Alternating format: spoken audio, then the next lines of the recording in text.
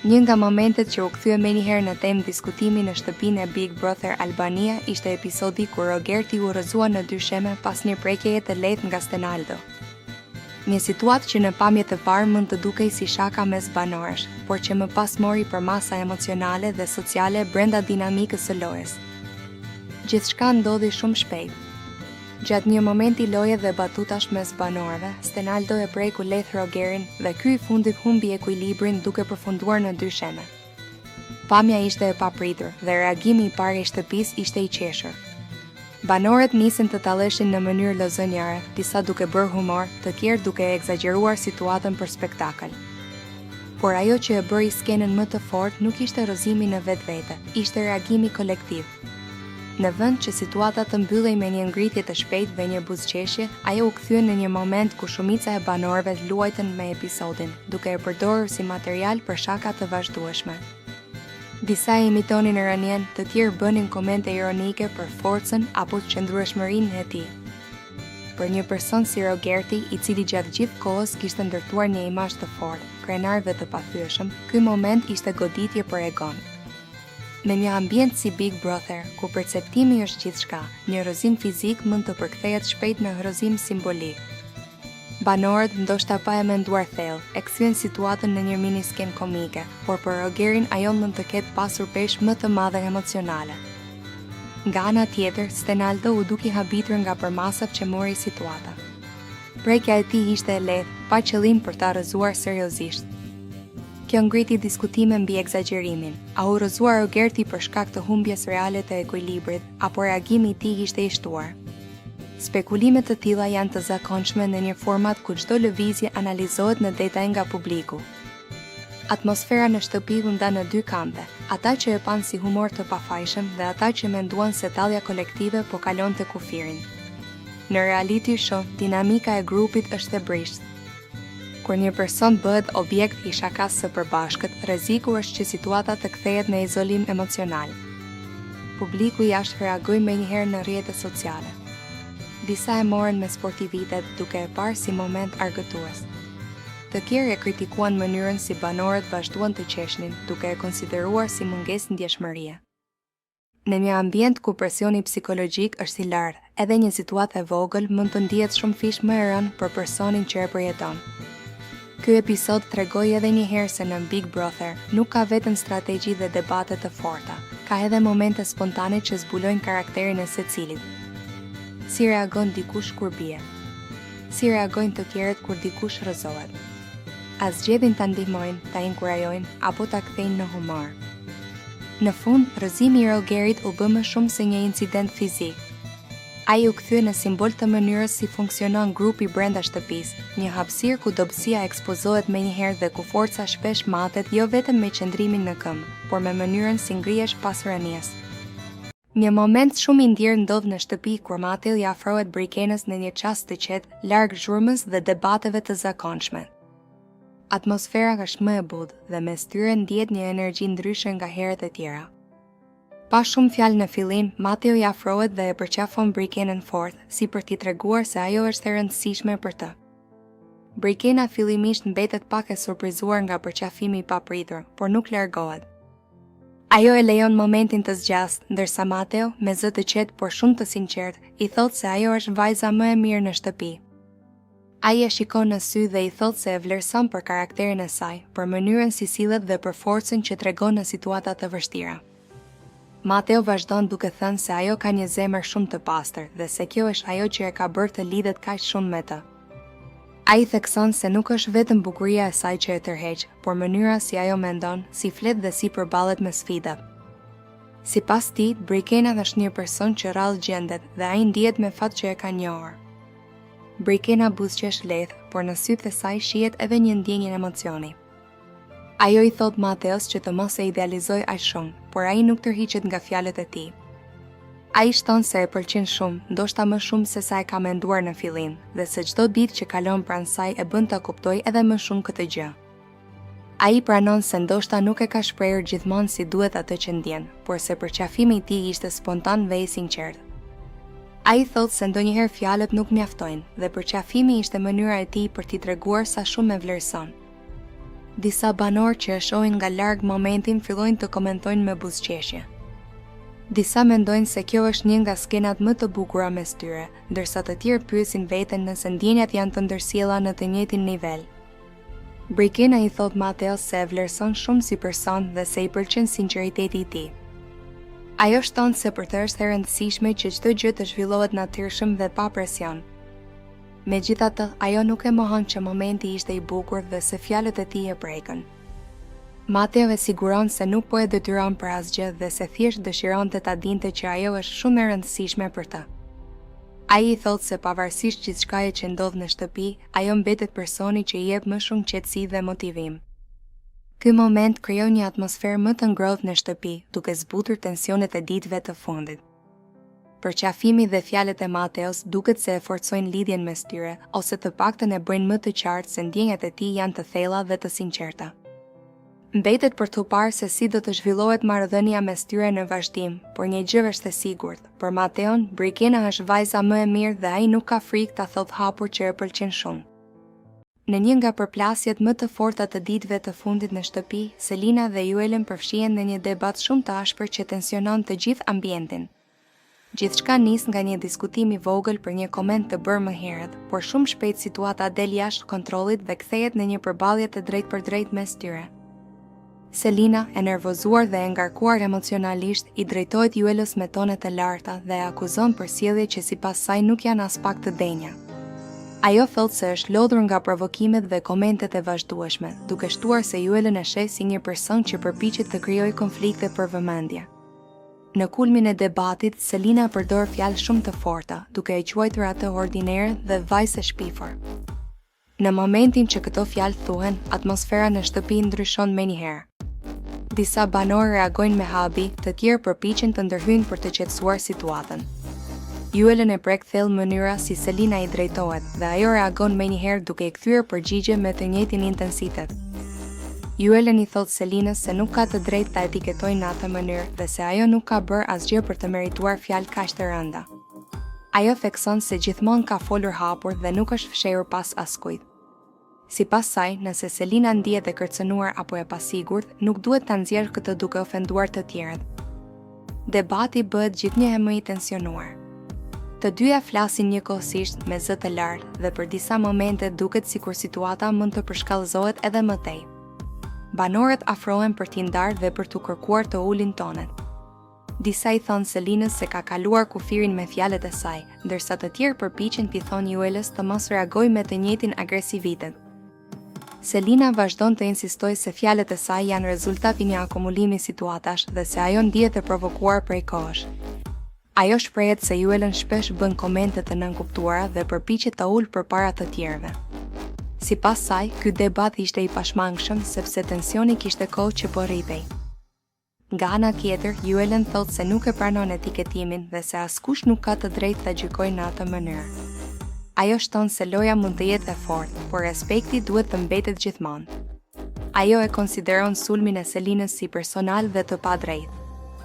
Atmosfera në shtëpi mbetet e rëndë edhe pasi debati ndalet përkohësisht. Disa banorë diskutojnë mes tyre për situatën, duke thënë se të dyja kanë gabuar në mënyrën si e trajtuan konfliktin. Të tjerë mendojnë se kjo përplasje ishte e pashmangshme duke parë tensionin e akumuluar. Selina më vonë shprehet se ndoshta mund të kishte përdorur fjalë më të zgjedhura, por nuk e tërheq plotësisht atë që tha, sepse sipas saj ajo thjesht reagoi ndaj një sjelljeje që e kishte lënduar. Ndërsa Juelen mbetet e prekur dhe thotë se do të jetë më e kujdesshme me marrëdhënien e saj me Selinën në të ardhmen. Ky debat lë një ndikim të fortë në dinamikën e shtëpisë. Marrëdhënia me Selinës dhe Juelës duket e thyrë dhe do të duhet kohë për të parë nëse do të ketë një pajtim apo nëse ky konflikt do të thellojë ndarjet mes grupeve brenda shtëpisë. Një gjë është e sigurt, ky ishte një nga momentet më të nxehta dhe më të diskutueshme deri tani. Atmosfera në shtëpi bëhet e rëndë dhe plot ankth kur dëgjohet njoftimi për një zarf të zi. Banorët menjëherë ngrihen në vend, sepse të gjithë e dinë që një zarf i zi zakonisht lidhet me një shkelje të rënë dhe mund të ketë pasoja serioze. Heshtja mbush ambientin ndërsa të gjithë përpiqen të kuptojnë se për kë është ky paralajmërim i fortë. Në momentin që bëhet e qartë se zarfi i zi i drejtohet Rogertit, tensioni rritet edhe më shumë. Shumë prej banorëve kthejnë kokën nga ai, ndërsa disa prej tyre duken të habitur, të tjerë të shqetësuar. Rogerti vetë duket i tensionuar, por përpiqet ta mbajë veten të fortë përpara të gjithëve. Zarfi i zi lexohet me zë të lartë në mes të sallonit. Në të përmenden sjelljet e fundit të Rogertit dhe shkeljet që ai ka bërë gjatë debateve të ashpra. Të gjithë e kuptojnë që situata lidhet me fjalët e rënda që ai ka përdorur dhe me konfliktet që kanë kaluar kufijtë e lojës. Teksa lexohet çdo fjali, fytyra e Rogertit ndryshon. Ai duket i përqendruar, por edhe i shqetësuar për atë që mund të ndodhë. Banorët mbajnë frymën, sepse pyetja më e madhe është: a do të largohet Rogerti nga shtëpia? Disa prej tyre mendojnë se ky është një paralajmërim i fundit dhe se ai duhet të reflektojë seriozisht për sjelljen e tij.